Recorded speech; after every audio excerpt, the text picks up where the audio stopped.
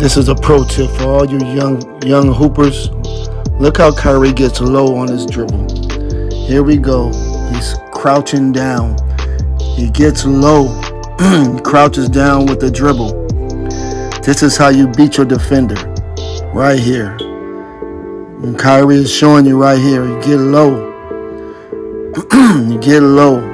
You get low with the dribble. You crouch down and you dribble low. Look at the defender. He's reaching.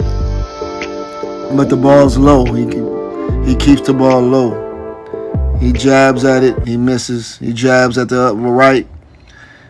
He's still trying to poke at it. Look at him. He's trying to poke at it. He's poking at it. He's poking at it. But Kyrie keeps the dribble low. Splits the screen, goes through, and layup. So yeah, this is one of the skills that Kyrie has. He knows how to maneuver with his dribble. He knows how to get low.